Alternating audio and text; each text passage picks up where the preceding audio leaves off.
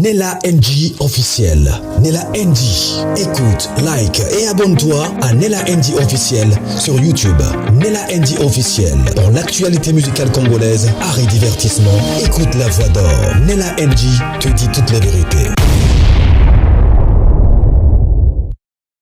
Après cette émission, Daniel Safo a été interpellé à la CISAC chez Christian Bossimé. Parce que des choses qu'il a dites à la première ministre, c'était des vérités crues, des vérités non mélangées. C'est comme le whisky qu'on a pris sans pourtant mélanger. C'est cru, c'est fort. Il a même créé une chanson. Il a dit tout haut ce que plusieurs personnes n'arrivent pas à dire tout haut. Il n'a pas mâché des mots. C'était grave sur le plateau. Ces personnes-là sont des personnes quand même encouragées, bien que bien sûr, tout le monde fait un travail pour son intérêt. Mais au moins, au niveau du Congo, quand on voit quelqu'un dire des choses comme ça, c'est que quelque part, il s'est porté garant sur sa propre vie. Parce qu'on voit, vous savez, l'ami de ces policiers roulages-là qui avait témoigné, il avait quand même expliqué qu'est-ce qui s'était passé et tout. On nous signale qu'il a disparu. Jusque-là, on ne l'a pas encore retrouvé. Est-ce qu'il a fui? Est-ce qu'on l'a enlevé? On ne sait pas. Jusque-là, on ne sait pas. On ne connaît pas sa position. Donc, au Congo, quand vous voulez dire des vérités tout haut, même quand vous voulez quand même rappeler aux autorités leur devoir, on peut vous faire arrêter parce que vous avez rappelé à une autorité son devoir.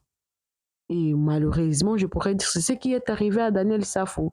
De l'autre côté, comme j'avais dit tantôt, depuis l'annonce de l'ex-président Joseph Kabila, qu'il avait annoncé qu'il va revenir au pays, mais qu'il va rester à l'Est, des débats se font sur des plateaux. Je vous dis, les débats qu'il y a eu, non, je ne vais pas vous donner un indice par rapport à ça. Vous allez suivre. Et puis, dans la vidéo seulement, il y a un autre débat qu'on est en train de faire une comparaison des prix, comme film à la période de Kabila. Comment est-ce que Félix Tshisekedi avait trouvé par exemple, de prix, des denrées alimentaires sur le marché? Combien tous ces prix-là ont triplé, d'autres prix ont quadruplé. Pourquoi cette inflation? Parce que moi, je prends l'exemple, je suis en Afrique du Sud. Je suis arrivée ici en 2017. Depuis que je suis arrivée, j'ai trouvé le dollar ici, c'était à 16, c'est-à-dire que 1600 rand égale à 100 dollars. Aujourd'hui, nous sommes en 2025, c'est 1700 rand à 100 dollars. On a seulement mouvé un peu 16 à 17, mais au Congo, on me signale que le dollar, c'est à 29. Qu'est-ce qui fait que les francs congolais, en tout cas, perdent de plus en plus sa valeur? Et tout ce qu'on va, on les vend en dollars, alors qu'on utilise le franc congolais. Il y a eu un débat sur ça, ça m'a même fait pleurer vraiment parce que c'était des vérités vraiment absurdes. Alors, nous allons suivre la vidéo. Profitez de vous abonner sur Nella NG officiel. Cliquez la cloche de notification. Aimez la vidéo, commentez, partagez. Donnez-moi votre avis dans les commentaires. Est-ce que c'est normal dans un espace de 7 ans, l'inflation s'efface de façon exorbitante comme ça? Qu'est-ce qui fait que l'économie de la RDC n'arrive pas à être stable? Qu'est-ce qui occasionne ça? Écrivez-moi ça également dans les commentaires. Alors, si tu veux travailler avec moi en collaboration, promotion, publicité, tu as un problème avec ta chaîne YouTube, Corporate Strat, Community Strat, problème de monétisation, n'hésite pas à me contacter. On verra dans quelle mesure on pourra vous aider. Alors, suivez la vidéo. Donnez-moi vos avis dans les commentaires. Soyez polis. Toutes les vidéos que j'ai apportées là, je ne suis pas responsable. C'est justement pour essayer de partager. Suivez-moi également, je suis avec vous. Canal Doré TV, une chaîne idéale pour vous détendre en famille. Du théâtre et des gags. Elle nous propose un programme complet. Moi, si je suis en ménopause, pour le bino, tu vois bien. Des vlogs pour vous détendre, relaxer et apprendre. Ici, tout est doré de bonheur. Découvrez le monde doré en vous abonnant et cliquez sur la cloche de notification pour plus d'actualités ainsi que beaucoup de monde doré. Masa masoyo masa bundakate masa kimikomba masa bundakate masa kimikomba masa masoyo masa masoyo masa masoyo masa bundakate masa kimikomba masa bundakate masa kimikomba likolo ya Rwanda masa masoyo masa bundakate Masaki mikomba Nzambele nzambele nzambele nzambele Nzambele na likolo bayanke na se Daniel Sapu Elingo lobake Tozana armée. On a détruit détruit l'armée. Alors, c'est là ça. Mais sur le plan diplomatique, est-ce que au monité que non le président s'est battu comme un seul homme? On a diplomatie à l'Okuta. Daniel Je te démontre la diplomatie à l'Okuta. C'est-à-dire qu'à chaque chose résultat. Moussalo bazo sala pour le peuple, résultat la faut la pour le peuple. Résultat zani le bien-être. Diplomatie wana et pesibiso ni paix ni bonheur. Par contre, quand la diplomatie wana n'écoute et saigner ba caisse à l'état. Et saigner. Et mbongo zo bimate. Na biso John, on calculer chaque voyage à chef de l'état son mbongo bima combien. Félix Azobima. Daniel Safu. Na biso ko Félix Azobima. Parce que d'ailleurs, tant que vous avez dépassement budgétaire, à la longue, il faut aussi à Félix, il faut faire la part des choses. Attention que nous avons la moitié en Belgique, nous avons bimi. Attention que nous sommes en Tabané, nous avons bimi. Donc tous les voyages au chef de l'État effectués, une équipe sur des milliers de dollars de bimaka. Au Rwanda, il y a des sanctions, honorable. Sanctions au Salini. Oh! Il y a des apportés. Oh! Et puis si vous bonheur. Oh! Et puis si vous paix. Oh! Guerre et Sili. Ça c'est fort, hein? Guerre et Sili. Oh! Parce que ces sanctions-là, efficacité dans les alliés terrain que bien-être à peuple. C'est-à-dire que parce qu'il y a eu sanction, guerre et Sili. Parce qu'il y a eu sanction. D'ailleurs, je t'informe, aujourd'hui, les grandes puissances du monde, de manière tacite, baso sur la le départ de Félix. Départ à Félix. Non, est-ce que Bissoto a pays souverain? Oui. Est-ce que son ami se redécidé ailleurs? Ce qui a un peuple à la Simanaï. Yokati Bango Barolonga. Yo ni peuple à Simane. Peuple à Simanaï félicité. Peuple à Simane. Moi, la commune. Peuple, Félix Azana Moutuna Simane. Ils ont sonné pour l'élite congolaise. Ils ont sonné pour les politiciens congolais. Vous avez tant les canaba plateau, vous avez au Rwanda, vous avez agressé Bisso, Bisso, vous avez la Sima Félix, bah c'est Kakabiso na Mukili. Bah c'est Kakabiso. Bah c'est Kakabiso. Oh, comment ça? Bah c'est Kakabiso. N'est-ce pas que Bisso peut toujours attaquer? Tu attaques les Wap. Yébissa en place, tu attaques. Yébissa en territoire, tu suis. Banda Bitumbu, Bandana, Kuna entraîne à Bunagana, Yébissa, tu suis territoire. Yébissa, yosa journaliste, peuple bazola nangai, Babengotan à téléphone, tu suis. Territoire boy, yebisanga territoire bazo. Par contre, Utokala, tango gome kwei président de la télévision yoka français. Hein? Ba François Egola la Maroc wana, wa ba dessin animé. Yoka président, je vous assure, nous allons réagir, une réaction vigoureuse. Réaction vigoureuse à Mozart. C'est parce qu'il est trahi par ses propres frères. Non. Aujourd'hui, Nangande Azana, bateau à commandement. Aujourd'hui, Nassima, on a ma politicien pelé. Aujourd'hui, le président a dénoncé que Kabila qui est derrière tout ça. Mon a Congo, Daniel Saf. Daniel Saf na télémi pour na biloko misato. Tokei. Et l'ora liboso, kolakisa na peuple congolais que Félix Azalukuta. Félix, Azalo. mais c'est le chef de l'État, attention. C'est là est-ce que le chef Abouka c'est là ça. Tokei.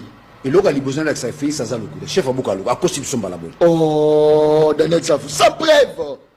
Na peso preuve. Président Kosaka. Président sala discours abiba kanga ba port il est gogno ce za la kata mboka. Bakangate. Yo za bakanga port mokote. Oh. Non to la port aboma awa. Non, ça c'est pas possible. Pour na l'action lukuta liboso. Président. Na l'action lukuta mi balé. To na kosata sans lukuta awa. Tokene na dokene lukuta mi balé. Et ça diplomatie. Yom to lemba. Tokei. Na l'action lukuta mi balé. Président lobi kende ti gome ko to zo attaquer siko et puis to récupérer ba territoire na biso bataka wapi. Bataka na l'action lukuta mi sato. Ba lukuta ze belé.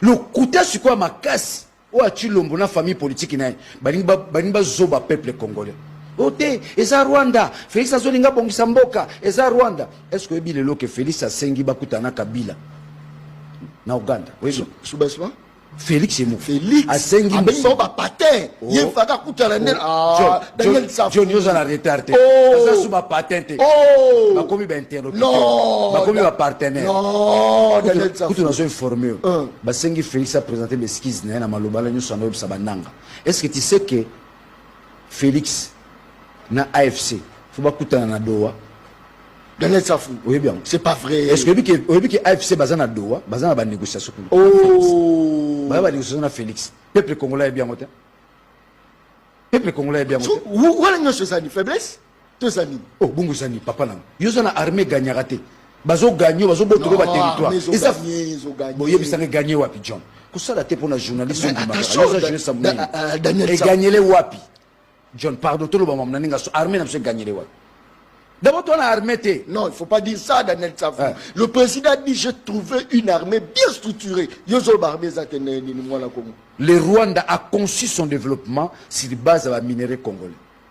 Développement Rwanda. Kagame conçoit son développement pour le peuple na lia azana kimia a rejoindre pata wapi. Abina rejoindre pata na Congo. Félix ayebaki yango te. Ayebaki yango. Mais tant qu'il y a continué à pouvoir, Abi c'est un partenaire fiable. Bisoto Belel. Hey! C'est un frère. Hey! Les politiques ont même pas cloué. Au moins ils ont cloué siko Daniel Safou.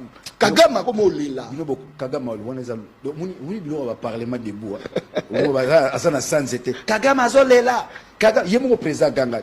Kagame ko kotandaku akokima asakala ngaite fachi mokengele ya bana Congo. Wapi mokengele ya tozokufa tous les jours.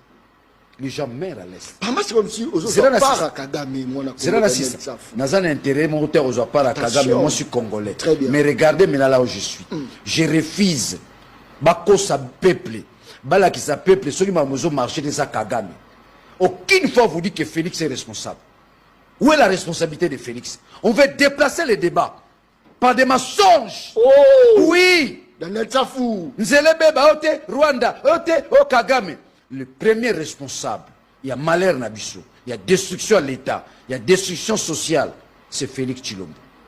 Biso to nomara to tchaka Kagame président na biso te. Biso to yebi Kagame te, biso to yebi Félix.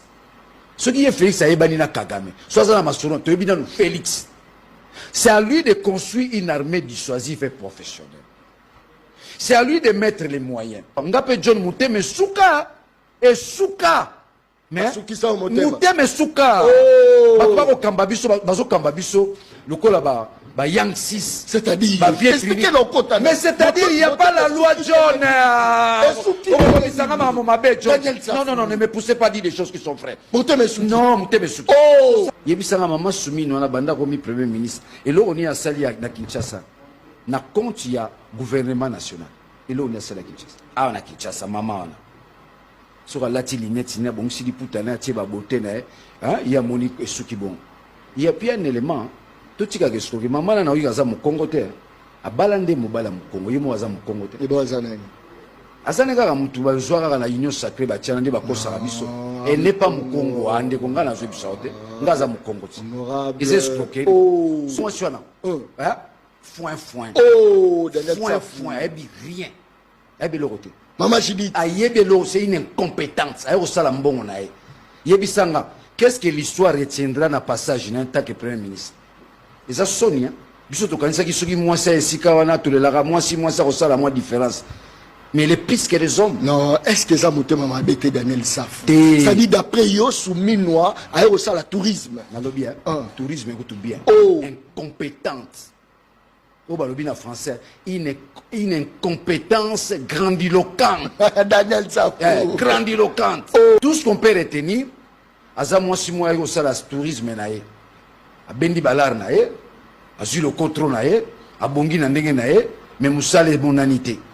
Et n'a pas la personnalité. Yo kité premier ministre, ministre na temi, nazoka solo à détournement, yo ministre Osana, ministre nazo sala bon. Qu'est-ce qui va s'en suivre après? Il faut une sanction. Ça touche, n'est-ce pas, aux valeurs éthiques. devant l'opinion jeunesse oyo boza censé bolakisa bango lobi nde bokamba mboka na nzela ezali na bino l'esprit de l'intention de construire l'état matata nave tout ce qu'on peut retenir aza mwasi moko ayaki kosala tourisme na ye abendi balare na ye azwi le contrôle na ye abongi na ndenge na ye mais mosala emonani te et n'a pas la personnalité yoyoki te premier ministre ministre na temi nazoka solo à détournement yo ministre ozana ministre nazosala bon qu'est-ce qui va s'en suivre après il faut une sanction ça touche n'est-ce pas aux valeurs éthiques devant l'opinion jeunesse oyo boza censé bolakisa bango lobi nde bokamba mboka na nzela ezali na bino l'esprit de l'intention de construire l'état matata nave baministre ebele balekoli ils avaient l'intention de construire l'état soumis naza nango te totikeka mpo naza mama mpo naza mwasi 0 sur 10 c'est une femme qui a échoué lamentablement na histoire politique à Congo bakotangaka nkombo na ye te aza na trace moko atiki baza bato oyo nzambe asalaka bango te mpo badirige Congo bazodirige Congo na misu makasi bazodirige Congo parce que ezali récompense oyo bazosala bango tout en étant incompétent ou incompétente va se retrouver dans le gouvernement bazaka na mission moko loyauté à Chilombo hein? Respect na Chilombo et si ils n'ont pas de compte à rendre au peuple congolais ils rendent compte au président ce qui fait que l'appareil de l'État est Panzani et Koufi et Zali Souté l'État congolais c'est devenu un État fantôme. Mobutu a construit 32 ans l'unité nationale la cohésion nationale pendant 32 ans bien qu'Azalaka dictateur mais sa gouvernance est caractérisée par l'unité et la cohésion nationale pendant 32 ans. N'est-ce pas, c'est à 6 ans, Félix a détruit. Félix a détruit. A détruit. Dans le moment où est-ce que ça discours à Malonga, ou soit ils sont tout au Lobali Loba Moko, Bino Toubo s'allier derrière Félix Antoine Tshisekedi, afin que l'ennemi soit battu à Daniel Tsav. Par moi, c'est comme si Bosa on dirait Bangouna à la population. Qui a interdit à Félix de construire l'armée? Qui a demandé à Félix de ne pas commencer par l'armée, mais à banda par saut de mouton? Banana saut de mouton. Saut de mouton. Mon Félix a su pouvoir. Programme banana saut de mouton. Saut de mouton au pays. Saut que Zambie, au compagnon de saut de mouton. Au milieu de saut de mouton, et quand on a des Costa Mutambalo, solo. Mon basso de mouton abisso. Basso de mouton abisso, vous sentez, il y a ce qu'on appelle la surfacturation. Bayiba. Au moins la saut de mouton, hein? Il y a un ah, tikali kamba kamere. Voilà bon frère nanga ezakayete bango na bango bayiba bango na bango bakosela kai. Dans la longue to démontrer ngo bango na bango. Et puis c'est un homme d'État. So azaki de tingai boy. Mon jugement. Voilà bobeza ngati on a Félix Mutazwaka. Oh kamera ça homme d'État. Ngada ne saf na jugement na. Bobengi na mwasi nanga. Et les 420 milliards. Non, voilà ngate. Voilà Chilombo Mutazwaka ngo. Odessa voilà ngate. Voilà ngai. Non, voilà Chilombo. Mais Kamera fait preuve d'un homme d'État. Un homme d'État, c'est celui qui construit, pas celui qui détruit. Attendez que ce soit bimisi marambo. Mboke ziki. Donc de ce côté-là,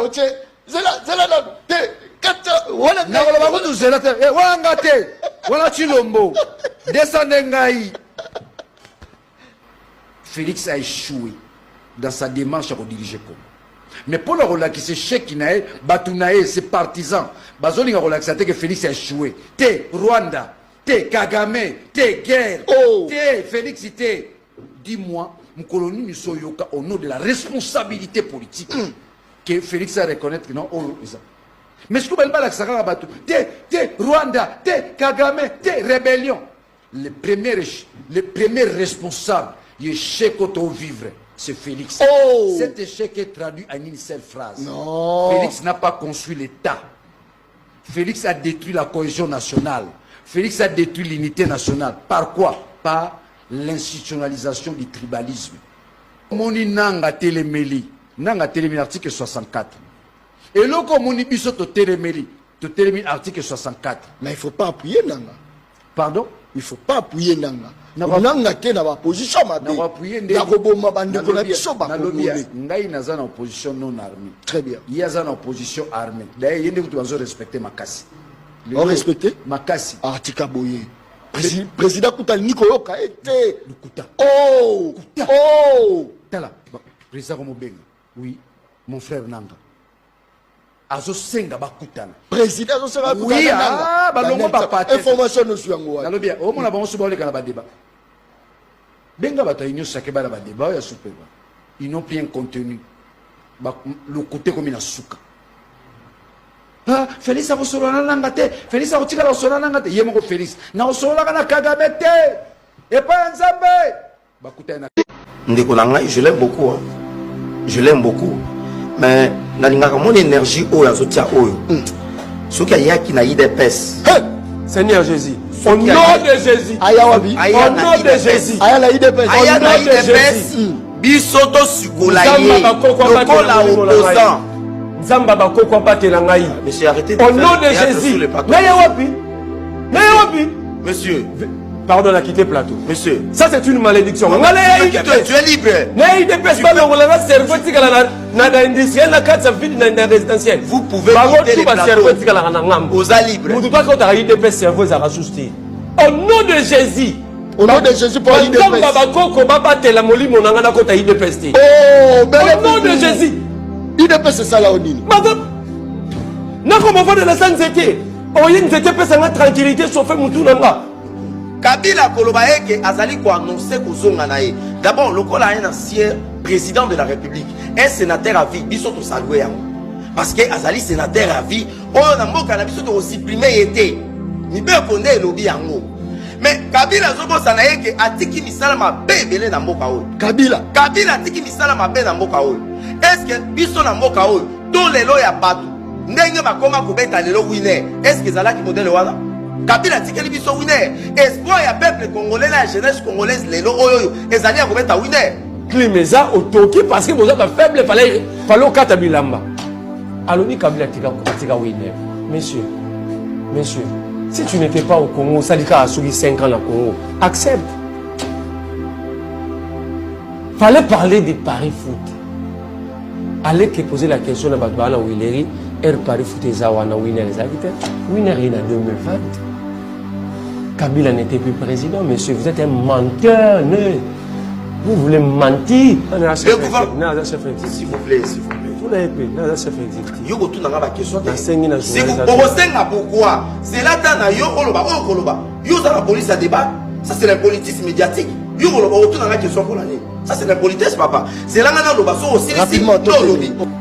On me dit souvent que IDPS faisait en face de moi à sa professeur à l'université, à assistant. C'est ça la politesse. Moi j'ai demandé aux gens de poser la question au bout d'une politesse. Alors que yo to sengi na journaliste était oye nanga direct. Non. Tu es plus impoli que moi. Non. Ah, sois calme. Monsieur, en effet, j'ai la parole. Kabila soki aye na mboka oyo. Moi je crois que le ministre de la justice n'a pas juridiction ezali compétente. Ba initier ba beng ba mandat ba bakanga Kabila. Bakanga Kabila. Oh, pour la nini. Bakanga Kabila parce que Kabila d'abord AFC o ezali ya nanga. C'est Kabila qui est derrière ça. Lorsque le chef de l'État le biango Kendeko John, l'AFC de nanga ce n'est pas nanga, c'est Kabila. Batebele on a traité le président de la République un peu ya koloba pe makama mabe mingi. Pas comprendre le chef de l'État mais toujours là muka toujours Kendeko comprendre que réellement AFC ya nanga eza Kabila. Lelo Kabila le bien ki azozonga na mboka abimaki na moyenne. Parce que ces jeunes abisso Kabuya le baké que Kabila abimaki à Katimini. Mais pourquoi le loi songa kozonga ba Goma? Goma est allé occupé par les rebelles du M23 et l'armée rwandaise. Kabila va rentrer par quel moyen? Je crois qu'il y a beaucoup de Kigali. Parce que Goma peut savoir partir de la République démocratique. Comment? Et ça ne passe pas. Non. Et ça la biso pas cité. Non. La question était simple. D'abord, il ne connaît pas la géographie du Congo. Ça c'est un. Kabila a dit à Jeune Afrique qu'il va rentrer par la partie orientale. C'est quoi la partie orientale? Ça signifie Est de la République. Est-ce que Est de la République est réduit à Goma? Mais là, vous. Besoin de pouvoir, dans même géographie, il y a beaucoup de yébiti. Oh, vous. Ça veut dire, il faut chasser tous ces gens là-bas. Bah, assister à l'occasion, il y a pouvoir. Il faut bien en avoir, ça veut dire. Dans l'âge, il y a aucune institution, qu'on peut se recourir à l'Ukuta, la partie orientale du Congo, c'est la ville de Goma. Au bien, assistant des occasions. D'abord, dans un assistant d'université occasion, j'ai distingué 2 fois dans mes parcours universitaires. L1 et en LD. Nathan Sarana à l'université, il y a ICCM, qui s'est renseigné. Je suis assistant là-bas. J'assiste des professeurs et j'ai des cours. Oh, bah, pesanga le cours l'assistant. Vous comprenez? Dans un moto, bah, le côté dans balabala dé. Les retours de Kabila, c'est de pousser encore l'AFC afin de prendre Kisangani et de prendre Ouvira. Et puis, il y a pour ça l'allégeance, la pouvoir de Félix Tshisekedi. Merci beaucoup. On a pour négocier. Merci. Nous n'allons pas négocier avec M23. Merci beaucoup. Alobi, Kabila Bié, pour pas jouer Kisangani, pour pas ça l'allégeance. D'abord, vous ne savez pas placer des mots. Autant qu'ils s'en rendent. Oh, mais là, vous. Fallait dire, dans la guerre, si l'adversaire prend l'ascendant, c'est pour t'asphyxier. T'asphyxier. Te pousser. Il y a un commissariat qu'on a une importance et puis faire de lui ton interlocuteur direct. Ce n'est pas allégeance. Autant que ça reste dans mon nom. Alors, les Loawa, peuple congolais a aussi maïki. Les rebelles n'est plus à cacher. Rebelle déjà aussi Toyebi. Nani? Rebelle c'est Joseph Kabila. Oh! Oh, ça dit sous ancien président de la République. Alongoli Bastati na ye. C'est là non. Bakanga Kabila. Batbalia biso 600 millions à Rambo kanga bonjour. Oh! Bino boza escroc régime. Banani. Régime c'est un régime escroc. Babanga na ba soldat te. Na général ka son kabui ka zokumisa balia unité na Ram. Mais allez-vous. Balia batutu, balia n'a pas ça soda, n'a pas soda, n'a pas ça policier. Balia batutu, ce sont des escrocs, ils nous ont escroqués. Ram, 600 millions de dollars. Ça c'est un. 2. Bolie biso 32 millions la kichata 0 trou. Tous autant ma boule homo fêter mon anniversaire. Moutana poto bengo boni libula wileri. Oh, leye munene le bien mikolo. Oh, ça c'est fort. Belle boubou. Alobike bakanga Kabila. Bandela bawa eza makasi. Babenge la poto. Muta poto benga. Alobidi. Nanga ni ne wala ngali bulu wala zaida robo wile ngade ye munene le bien. Au 5e anniversaire nango. Boubou, ça c'est fort. Ça veut dire quoi? Ce sont des irresponsables. Ils s'assument pas. Alors bien, les pays, on les a escroqués, Makamouya Ram. Non. Ram, Basala, d'ailleurs, c'est inutile à répondre à ça. Parce que Tata Mokonzemo va répondre à qui nango. Tu dois répondre. Je ne peux pas répondre à ça. Je ne peux pas répondre à ça. Le président de la République a répondu à qui nango déjà. N'a pas répondre à ngote parce que yo motongi n'a répondre. N'a pas répondre à ngote. On t'avait pas volé de l'argent. Et c'est là qui taxe aux alliés parafiscales, monsieur. Peut-être que l'économie aux maîtrisés. Aux opposants, on a le réseaux sociaux. On a un plateau de télévision au Komi Kobina. Donc Merlin Nengazo Sala, opposition non armée, Yazazoba. S'il vous plaît, s'il vous plaît, s'il vous plaît. Ça va quand même discipliner. Vous aurez discipliné dans l'émission. Les gens doivent reconnaître l'autre. Non. Vous aurez discipliné, mais les gens doivent comprendre l'autre. Parce que vous avez la continuité. Il y a un benga qui a une IDPS. Cette constitution, sans que tu l'obis, tu changes, tu changer. Ça sera changé. Mais ça quand même avancé. Ça c'est tant. Zéla. T'es wana bauti na 240 000. 240 000 wana pendant 5 ans, pendant 6 ans, Félix a eu le pouvoir. 240 000, les a du carburant. Et donc, les a biloko ya mboate. Il ne faut pas sous-estimer, n'est-ce pas que l'appétit vient manger? Oui, Kanish allait à combien la journée? Kanish. Kanish, on a balayé à peine $120 la journée. Donc, propriété à Kanish, moi, na ya salon, il y a un ministre, il y a un député, ils ont une valeur pour le cas, salaire ya policier. Vétérinaire à Kanish, il va foutre combien? Mais Bozui Rajouana. Kalagno Sowa. Quand même, les exploits, les policiers. 7 ans. 7 ans. $170. 7 ans. Quelque chose de bien. 7 ans, ils ont belé. Depuis 2018, Tilelo. Toloba Ango Kaka. Depuis Tshisekedi a Kota Tilelo. Toloba Ango Kaka. Depuis à Kota, Nani, député en offre $10 000. Quand il y a Kota dans le pouvoir. Amati va député comme 21 000. Ce que pour n'être pas policier. Donc il fallait qu'à rébellion Ndeko John. Il fallait qu'à rébellion Ezala. Pour Bamati la bon salaire. Nana ebisa qui est pour la rébellion. Oh, mais tant que est-ce que Bandi ko Matisango le Abandi ko Matisango lobi lobia. Pourquoi Kabila est comme soit sincère? Pourquoi Kabila? Banda futa mara 240 000 na toi, ba futa ma 240 000 dollars rien à 90. Coûte ils ko $200. Dollars rien à 90. Ils ont dollars rien à 200. Tu sais rien d'ailleurs dollars comme la 280. Mais la 280 offre ta bango 240 000. Tous à ramouti à ma vie. Aza incompétent. Vie c'est là. Au moni point de Félix avant la lobby la norme à consultation. Moni point de Félix biso to se plana et pénalité. Depuis quand on a pouvoir, vie naïe et se transformant, vie à population peut se transformer. Vie à population se transformant d'eni. Population a une capacité à attendre 500 francs. Abimi awa na Pascal ou abimi na Kingasa na quartier 3 amati transco à 500 francs. Ti zando. Mais lelo vie naïe se transformant en a capacité on a te pour transco et koufa. Or mokonza mboka ana ba girophare.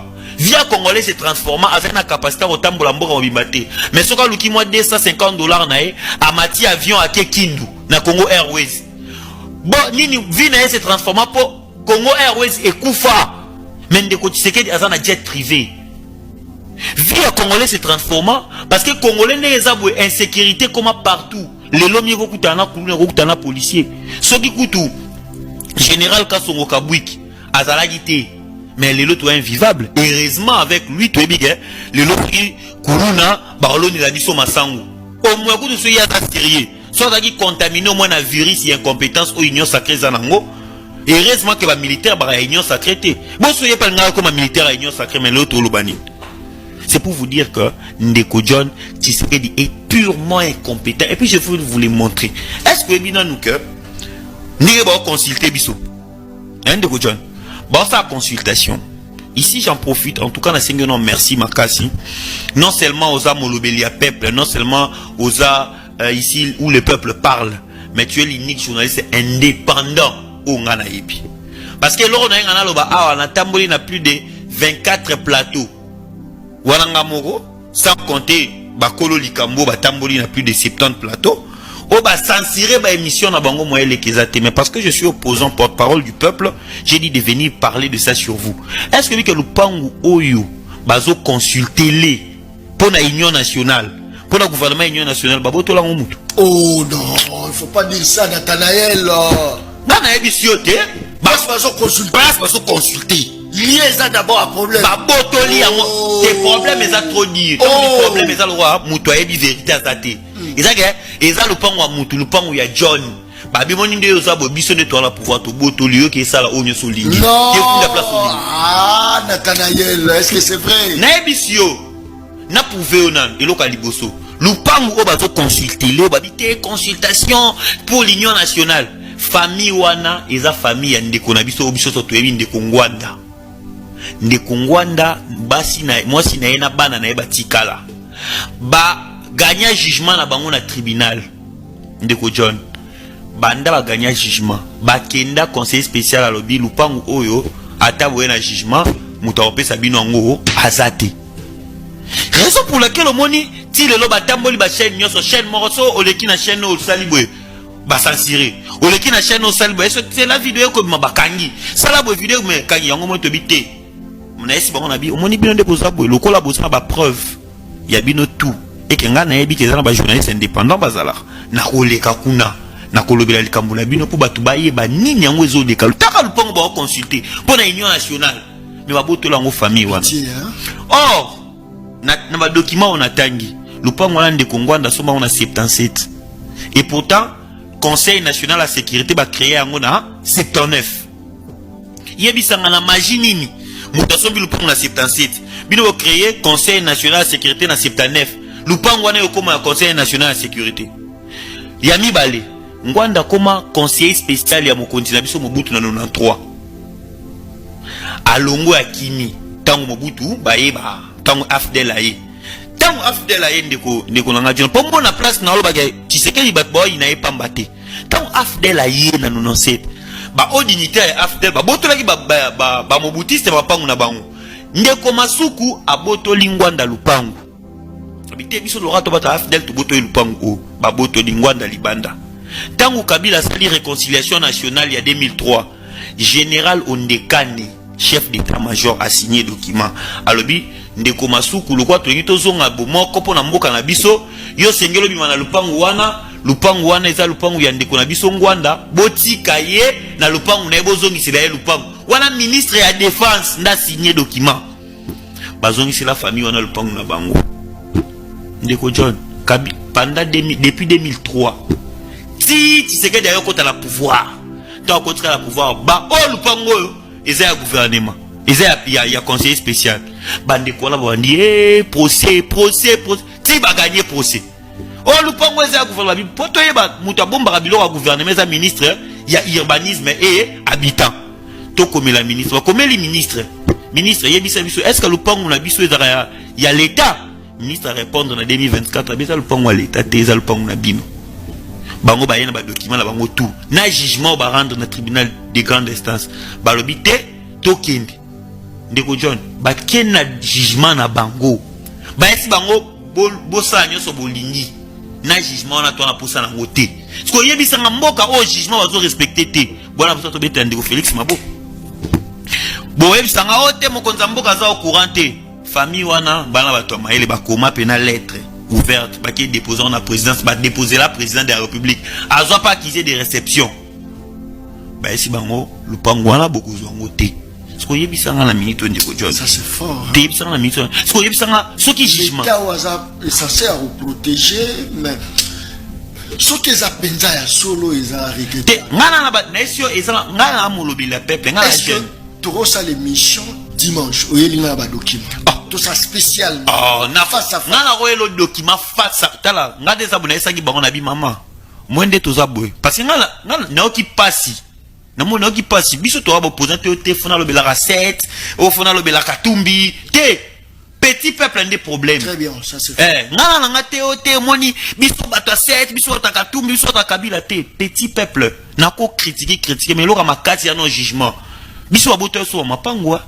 Mais mon jugement les lopena na maboko boy mais bazo ça no bolongwa bola la libanda et père na bino paya lupango puis bon ça tout ça confiance na justice a bongo tala ka to tambo ba mère na ba tamboli ata bengi journaliste boye a sali interview à Leli émission ne kobimate ate o moni to boya makambu na CNS ngai sponsor bana so bakanga o mwenga na bili kambu na bino yongo biso to bite truc déjà lupango oyo ezaya problème neti boy neti famille wana izo telengana mokonza mboka alandaka le peuple parle pas na ayeba ke lupango o yazo consulter le eza lupango ba botoli yango famille ya bato pe mikanda nyonso ezali bazani loka osate bango ba esi bango kaka ke récemment ba kendaki ba esi bango na mikanda bozoya nango na nyonso bwana ngo posa boke do funda place bolingi a muto akobimate ba tiesko ba militaire kuna et bien dans consulter.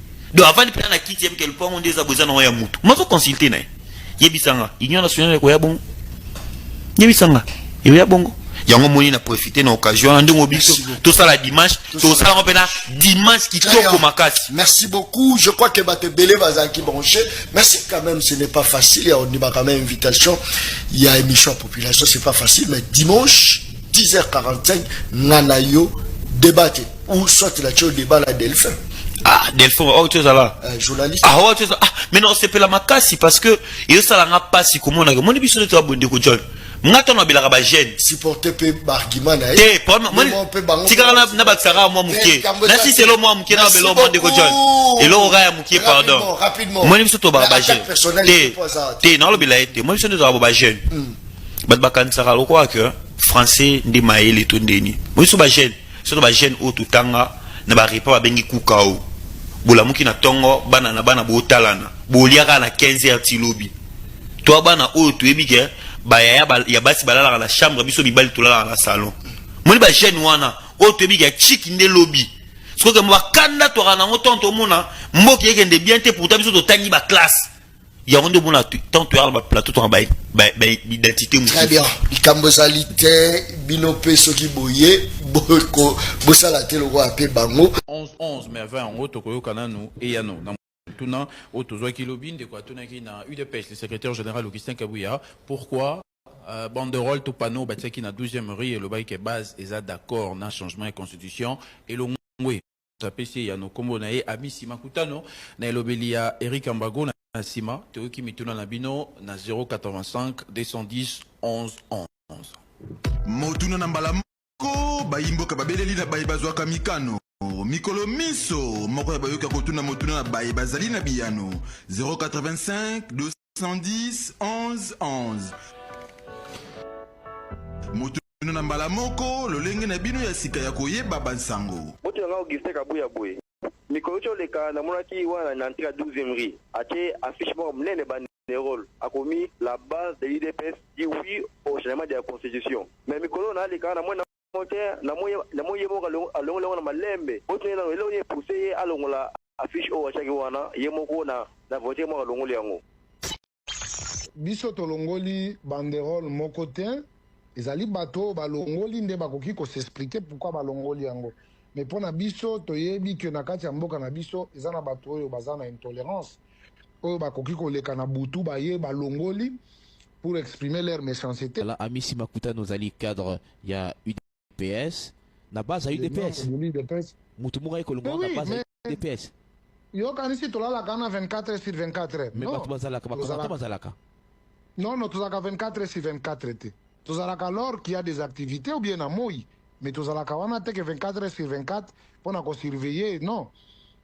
Do oyo balobaka oyo abatami alekio na mayele donc oyo ayaki wana nde ayaki azaki na mission ya kolongolela biso yango pe alongoli yango. Mais c'est que bozong sango mko nini? Ezali prioritaire te pour l'instant. Message ici eleki déjà na batu nyonso ba comprendre oyo ezalaki idée ya UDPS oyo etikali ezali prioritaire c'est oyo ezali ya koluka kimia ekota na mboka na biso armée rwandaise elongwa pe etikela biso Congo na biso ndenge sengeli. Bokozongi sango soki bitumba esili. Ezali prioritaire te ezali banderole. Eloko ezalaki ya kokoma na kati ya banderole esengelaki bato ba retenir que voilà la position de l'IDPS. Comme bato basi ba retenir donc le reste eza esuna tina te. Eza na tina te ou bien bobangi te bato ba critiquer bino. Il faut koyeba que débat nde ezali bilei ya politicien. UDPS ezali parti politique. UDPS ezali église te.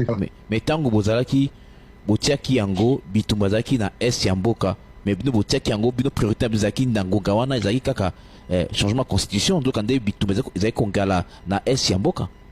Priorité na biso ezalaki bato bayeba position ya UDPS. Yango nde banderole wana balobi l'UDPS dit oui au changement de la constitution. Comme bato basi bayebi de la position ya UDPS toti ya banderole bien toti ya te donc message ici eleki déjà. Mais bitumba wana egalaki na est na kongawana bozali kosala campagne na bino na changement de constitution. Mais bitumba wana ezalaki na bample eza nango lelo te biso ezalaki mpona bato bayeba position ya UDPS ndenge basi bayebi ata totie te eza nango na likambo te. Siko soko bitumba esili bozongeli bacampagne na bino mpona changement de constitution. Moto akoki kopekisa politique asala débat te. Bozongela bamanifestation na bino bacampagne na bino soki bitumba esili. Eza prioritaire te. Tini ezonga na mboka na biso le reste wana tokolobana na biso likambo eza nango te parce que koloba makambo ya constitution ezali kolobana moto te. Nela NG officiel. Nela NG. Écoute, like et abonne-toi à Nela NG officiel sur YouTube. Nela NG officiel. Pour l'actualité musicale congolaise, art et divertissement, écoute la voix d'or. Nela NG te dit toutes les vérités.